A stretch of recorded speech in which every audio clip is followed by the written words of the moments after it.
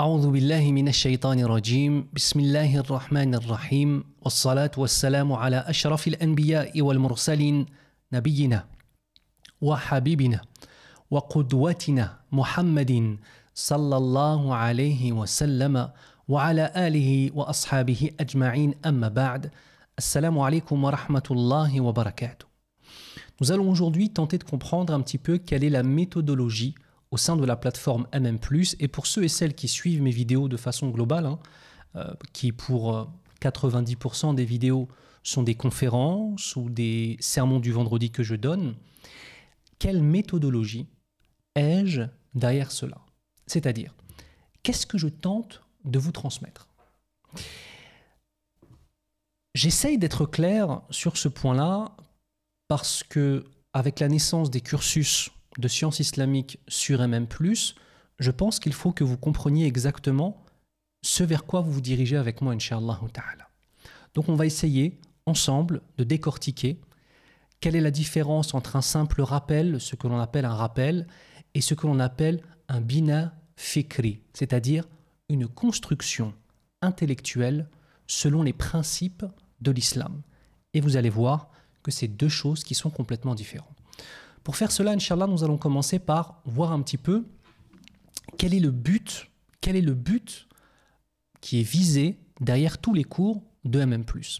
Donc je vous ai mis ici, construire une vision du monde selon l'islam, le dogme, la aqida, la croyance comme socle absolu.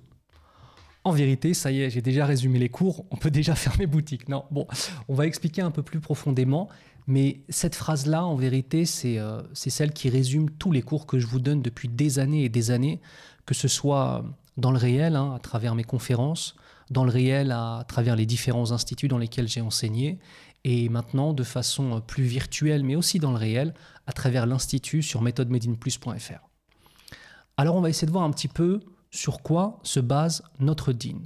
Notre dîn, comme vous le savez, se base entièrement et exclusivement sur le tawhid d'Allah Azza wa Jal, appelé également dans le Coran al-Karim al-Ikhlas, Suratul Ikhlas, la sourate de l'Ikhlas, que l'on traduit souvent par le terme la sincérité. En vérité, c'est la sincérité de l'adorateur envers son Seigneur, et aussi c'est l'exclusivité de l'unicité absolue d'Allah qui est exprimée. Donc tout notre dîn est basé sur le tawhid d'Allah Azza wa Jal. Du tawhid d'Allah Azza wa Jal vont naître des croyances, vont naître des concepts, vont naître des sciences, vont naître des modèles et vont naître des objectifs. C'est tout cela que l'on vise à travers la construction de sa foi. Ce n'est pas simplement le fait de, très scolairement parlant, apprendre un certain nombre de sciences, ou bien alors, construire finalement quelque chose qui se construirait simplement comme un livre. On parle en arabe d'un bina fikri, la construction du mode de pensée selon l'islam. On a dans cela, comme je vous le disais, des croyances, des concepts, des sciences, des modèles et des objectifs, et je vais vous donner quelques exemples.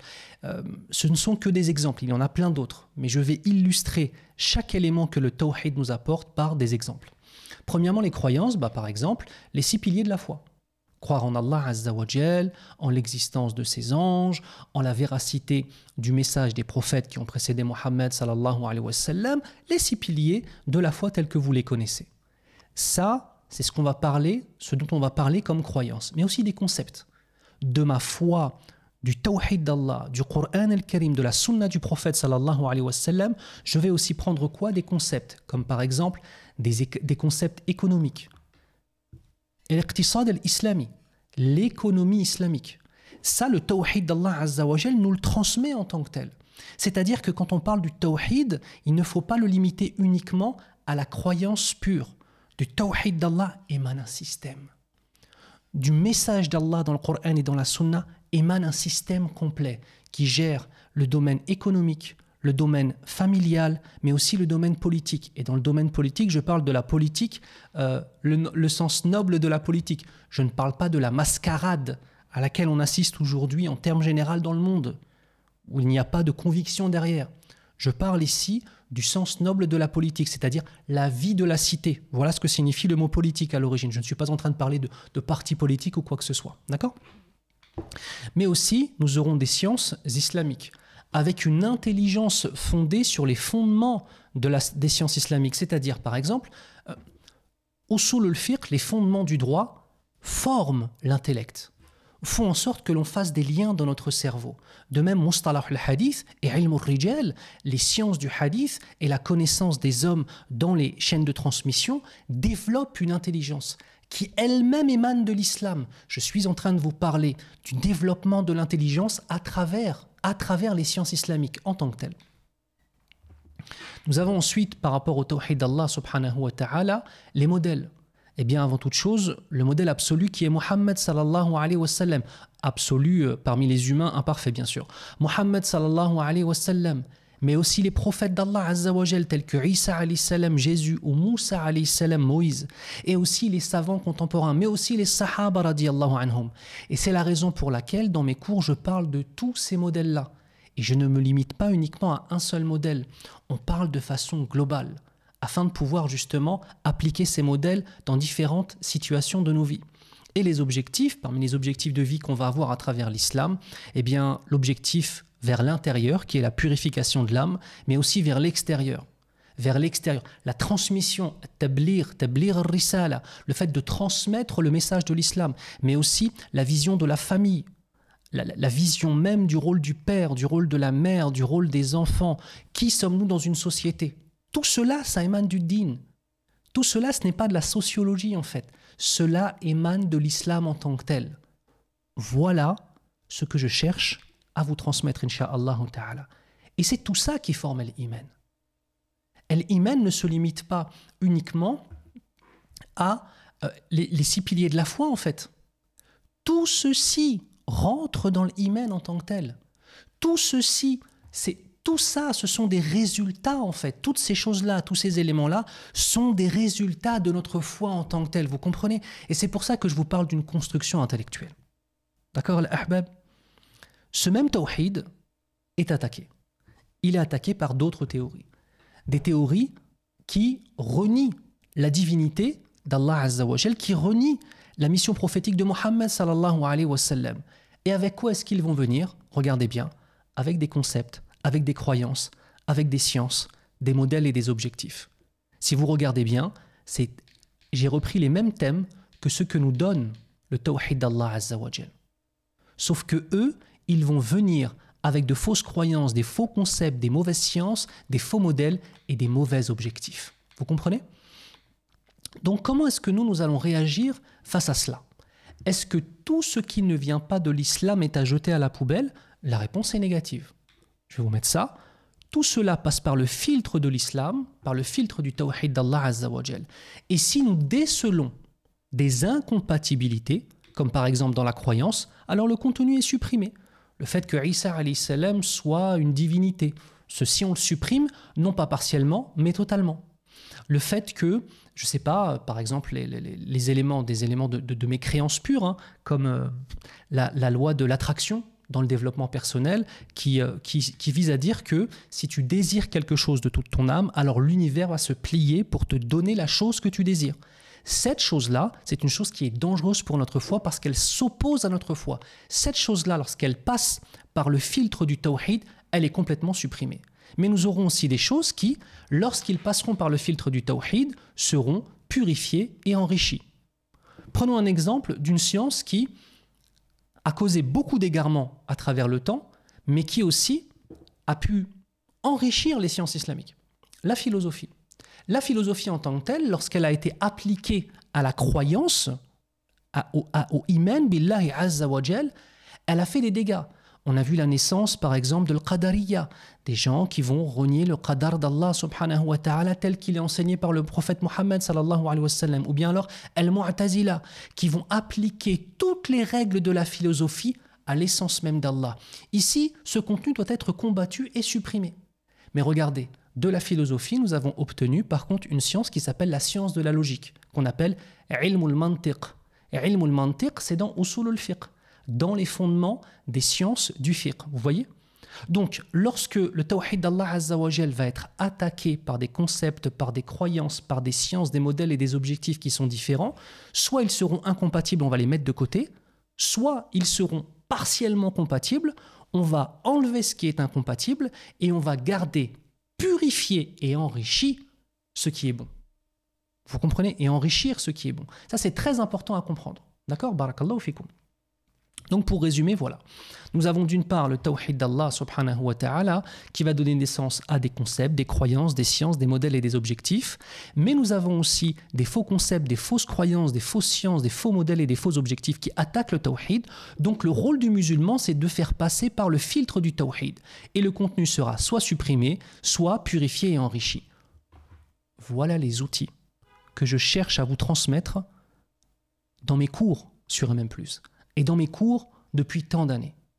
Voilà pour moi la finalité en fait. C'est de vivre selon le tawhid d'Allah Azza wa Jal, réfléchir selon ce tawhid d'Allah, cet ikhlas lillahi subhanahu wa ta'ala, pour pouvoir être un musulman, non pas simplement dans ses actes, et non pas simplement dans son ressenti, mais aussi dans sa façon de penser, incha'Allah ta'ala. Donc le contenu des cours, si on veut le résumer, c'est transmettre une vision globale du monde fondée sur la croyance en Allah Azza wa Jal. Pour cela, on va avoir besoin d'un certain nombre de choses. On va avoir besoin de fondements. On va avoir besoin de protection. On va avoir besoin de modèles. Nous allons avoir besoin d'introduction dans les sciences islamiques pour comprendre l'intelligence des sciences de l'islam. Nous allons avoir besoin de partage d'expériences, du muallim, de l'enseignant ou de l'enseignante quand c'est une femme. Et nous aurons besoin aussi d'indépendance. Et ce dernier objectif à transmettre aux élèves, c'est quelque chose qui est transverse en vérité. Vous allez voir, je vais vous expliquer. Alors premièrement, comment fait-on pour transmettre des fondements? Comment est-ce que sur MM+, je tente de vous transmettre des fondements?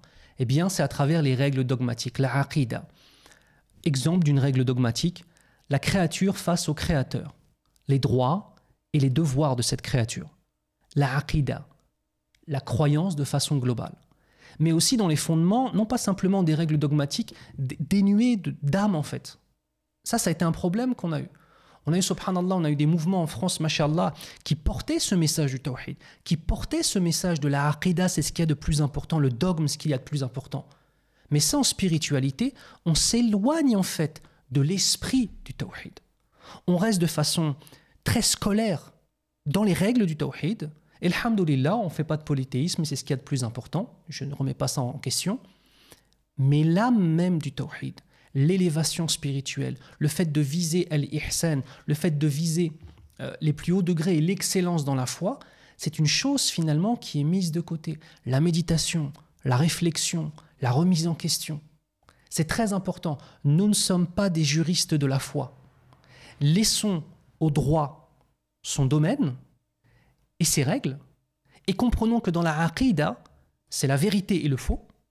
D'accord, c'est vrai ou c'est faux dans la aqida, dans le dogme, et le tout doit être, cette vérité doit être enveloppée de spiritualité, de rapprochement d'Allah Azza wa Jal, de ressenti en fait, ressentir le din, ressentir la foi. Donc première des choses pour les fondements, c'est la aqida, c'est le dogme, le tout enveloppé dans de la spiritualité. Ya Rabbal Alamin. Deuxièmement, la protection. La protection de concepts intellectuels, la protection de dérives, y compris dans des gens qui ne font pas partie de sectes, mais qui sont allés trop loin dans certains éléments. On appelle ça des dérives. Dénoncer ces dérives et combattre ces dérives. Et aussi combattre les innovations, quelles qu'elles soient. Toute innovation est mauvaise. Et quand je parle d'innovation, je ne parle pas d'innovation technologique. Je parle d'innovation dans le din d'Allah subhanahu wa ta'ala en tant que tel. Donc, pour te protéger, tu vas apprendre avec moi quels sont les concepts intellectuels qui sont dangereux pour ta foi. Quel type d'innovation tu peux rencontrer et comment repousser ces innovations. Mais aussi quel type de dérives peuvent t'atteindre toi en tant que personne de Ahl-Sunnah wal Jama'a. D'accord, tu comprends? Les modèles, comme je vous l'ai dit tout à l'heure, c'est avant tout le prophète Mohammed sallallahu alayhi wa sallam, mais aussi les prophètes avant lui. Alayhimussalam, mais aussi les sahaba radiyallahu anhum wa ardahum jami'an, mais aussi les savants et les pieux et les pieuses de cette communauté. Comprenez une chose, tous les éléments que je vous mentionne ici sont présents dans tous mes cours. C'est-à-dire que je ne suis pas simplement dans le fait d'essayer de vous transmettre une à une ces choses-là. Écoutez, en aucun cas je viens vous dire je viens avec une méthode révolutionnaire. Non, non, non, non. L'islam a toujours été enseigné ainsi. Cheikh al-Mukhtar al-Shinqiti hafidhahullah à Médine, il nous enseignait le droit musulman, le fiqh, et pourtant, il nous parlait de concepts intellectuels qui étaient dangereux. Il nous parlait de foi, il nous parlait de spiritualité. Il nous racontait, il nous partageait ses expériences de vie. Et c'est ainsi qu'on peut éduquer son âme.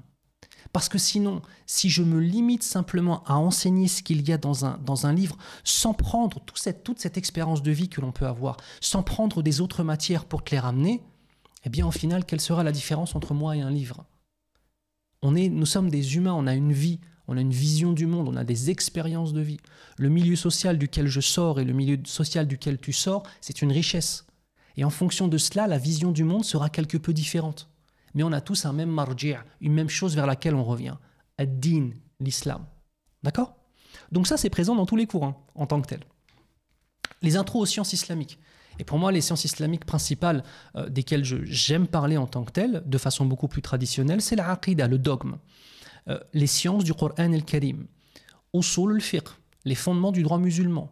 Le fiqh, c'est-à-dire le droit musulman. Et usul al-hadith, pour comprendre comment s'est construite la science de la transmission des hadiths du prophète sallallahu alayhi wa sallam. Et là, on arrive à quelque chose maintenant de très humain, c'est le partage d'expériences.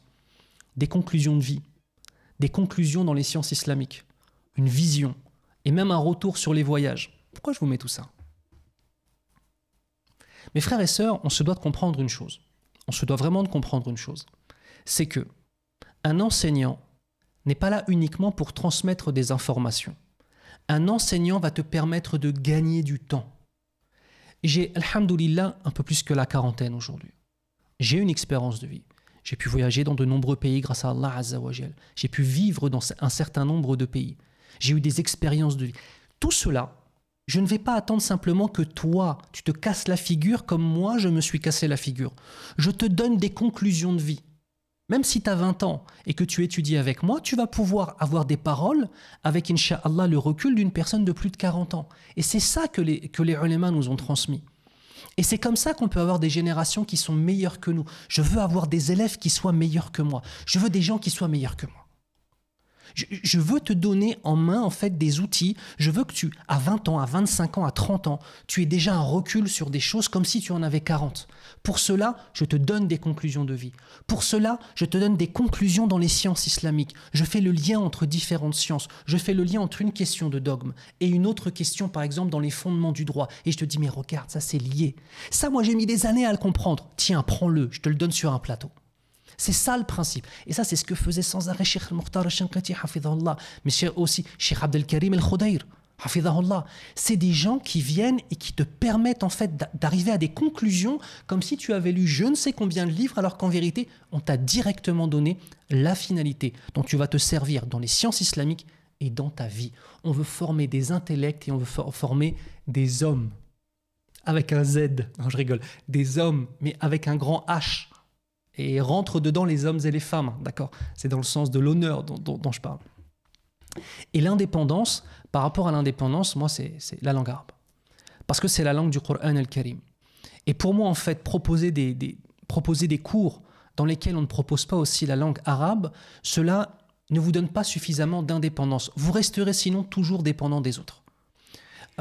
Dépendant des autres, attention, je parle dans la relation au Coran. On reste toujours dépendant des savants vis-à-vis de la compréhension, ça c'est tout à fait normal. Mais le Coran al-Karim et la compréhension du Coran t'ouvrent les portes de l'application des versets dans ta vie. La méditation, le fait de comprendre ces versets, de comprendre la parole d'Allah Azza wa Jal. Écoute, je pense vraiment que ne pas connaître la langue arabe nous impose un plafond de verre que l'on n'arrivera pas à dépasser dans la foi.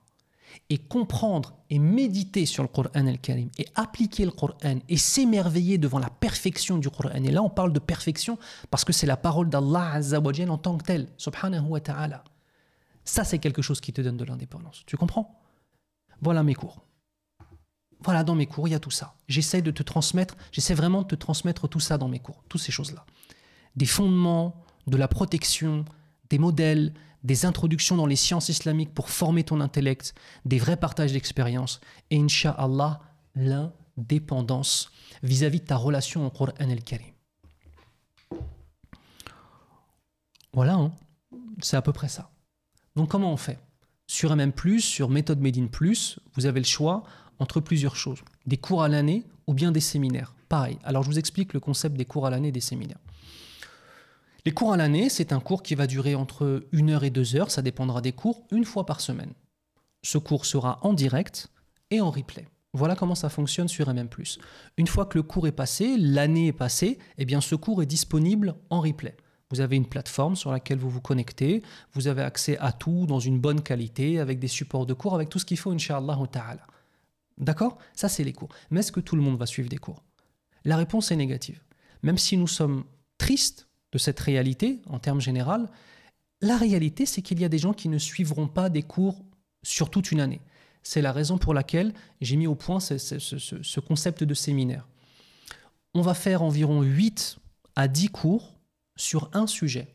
Par exemple, avec Cheikh Hatim, hafidhahullah, à l'ombre du Coran, sur la relation au Coran al-Karim.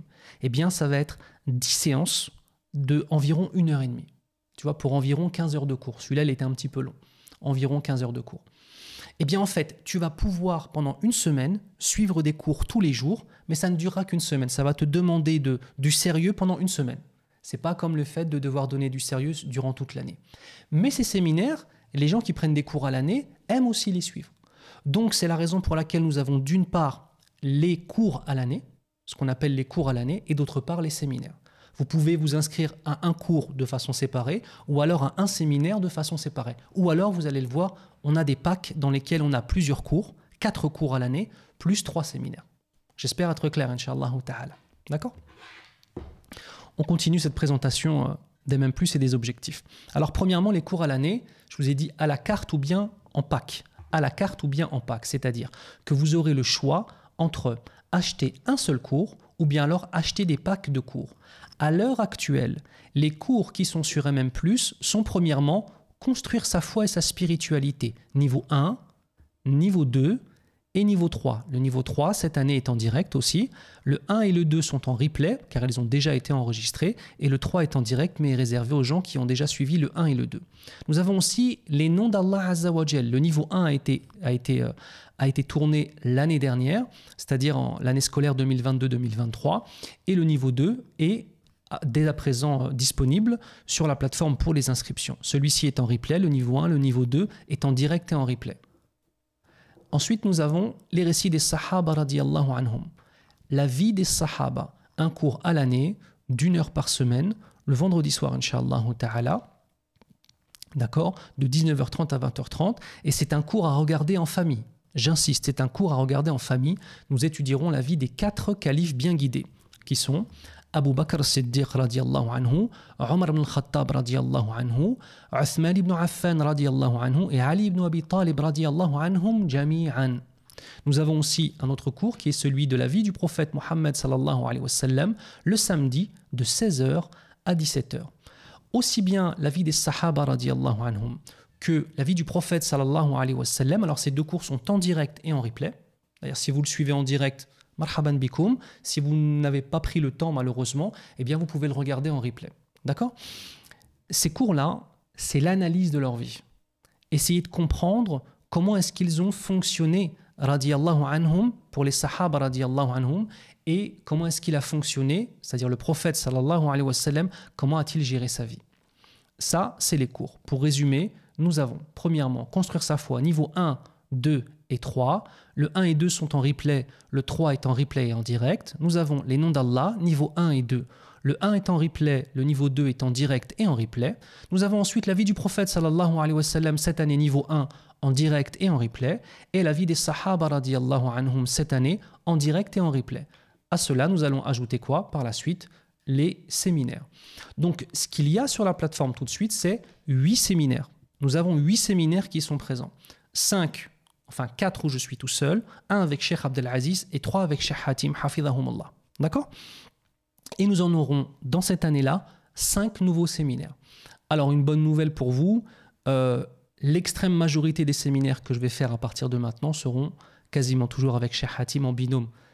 Je l'aime trop, la Allah, Inch'Allah, il m'aime trop, on s'entend trop bien, on va dans le même sens, mais j'ai l'impression qu'on arrive pas mal à se compléter, donc vous aurez des séminaires à chaque fois. Donc voici par exemple les séminaires que j'ai faits dans le passé. Pourquoi lire le Coran ne me change pas? Pourquoi lire le Coran ne me change pas? C'est la remise en question de notre relation au Coran al-Karim et l'explication ensuite de Ayat al-Kursi. La vie des cœurs par le dhikr. C'est un séminaire sur l'importance du rappel d'Allah Azza wa Jal, le dhikr. Vivre l'islam, c'est une compilation de textes de l'imam Ibn Qayyim al-Jawziyya rahimahullah. Ensuite, nous avons la guérison des âmes. C'est un livre sur les maladies de l'âme de l'imam Ibn Jawzi rahimahullah. Et nous avons En quête de la proximité d'Allah Azza wa Jal avec Cheikh Abdel Aziz, qui est un thème assez global qui reprend beaucoup de choses. Et nous avons, deuxièmement, les séminaires avec Cheikh Hatim Abou Abdillah. Le modèle du prophète sallallahu alayhi wa sallam, le mari, le père, le fils, c'est sur la famille, c'est sur la conception de qu'est-ce qu'être un homme en islam, qu'est-ce qu'être un père, qu'est-ce qu'être une mère, qu'est-ce qu'être un enfant, etc. Nous avons la prière et lumière sur la lumière de la prière avec Cheikh Hatim Abou Abdillah, et nous avons À l'ombre du Coran le modèle du prophète et À l'ombre du Coran, ces deux-là, nous les avons enregistrés à la Mecque et à Médine durant la Umrah annuelle de MM+. À l'ombre du Coran, c'est sur le principe de notre relation avec le Coran et la profondeur de cette relation au Coran. La chose la plus magnifique qui puisse nous arriver, qui est le fait d'être attaché à la parole d'Allah subhanahu wa ta'ala. Allahumma ja'alna minhum ya rabbal alamin. Pour résumer, nous avons Pourquoi lire le Coran ne me change pas, la vie des cœurs par le dhikr, En quête de la proximité d'Allah, Vivre l'islam et la guérison des âmes. Ça, c'est ceux que j'ai fait seul. Et nous avons ceux avec Cheikh Hatim Abou Abdillah, À l'ombre du Coran, la prière et lumière, et le modèle familial du prophète sallallahu alayhi wa sallam. Voilà ce que vous avez. Vous avez d'une part les cours à l'année, que vous pouvez prendre à la carte ou bien en pack. Nous avons Construire sa foi, niveau 1 et 2 en replay et niveau 3 en direct et en replay. Les noms d'Allah, niveau 1 en replay, niveau 2 en direct et en replay. La vie du prophète sallallahu alayhi wa sallam, niveau 1 en direct et en replay. Le récit des Sahaba radiyallahu anhum, niveau 1 en direct et en replay. Et nous avons les séminaires, 8 séminaires en replay et 5 pour cette année qui vont être en direct, Inch'Allah ta'ala. Pour la langue arabe, sur la plateforme MM+, vous avez l'alphabétisation, l'apprentissage de la lecture et de l'écriture, plus la récitation du Coran. Donc c'est une alphabétisation qui se veut complète. Ensuite, nous avons le niveau 1 de méthode Made in Plus et le niveau 2 qui va sortir dans quelques jours de méthode Made in Plus avec les livres MM+. Les dates pour cette année, les cours vont commencer le 29 septembre 2023 jusqu'au 30 juin 2024. Voilà ce qu'il en est. Voilà ce que j'ai à vous dire. À bientôt sur votre plateforme MM+, Inch'Allah ta'ala. Donc mes frères et sœurs, qu'est-ce que nous avons aujourd'hui? Nous avons une plateforme dans laquelle on essaye de donner, de transmettre une éducation spirituelle, une formation des intelligences et une relation au Coran al-Karim qui se veut profonde, Inch'Allah, grâce notamment à l'apprentissage de la langue arabe. Je vous invite à venir sur le site, à voir, prenez votre temps, regardez. Il y a même pour la langue arabe des tests gratuits. En fait, vous avez je ne sais combien de cours qui sont gratuits pour pouvoir tout tester, etc. Vous verrez que les prix des sciences islamiques sont vraiment très bas. Inch'Allah, on a fait tout ce qu'on peut pour que ce soit le plus accessible aux gens, Inch'Allah ta'ala, y compris par rapport au séminaire. Qu'Allah mette la baraka, qu'Allah mette le tawfiq, et qu'Allah fasse que nous ayons une relation aux sciences islamiques qui soit une relation profonde, qui soit intense et qui soit sincère, ya Rabbal Alamin. Muhibban fillah, je vous dis à très bientôt, Inch'Allah ta'ala, sur la plateforme MM+. Qu'Allah vous préserve tous et toutes. Wassalamu alaikum wa rahmatullahi wa barakatuh.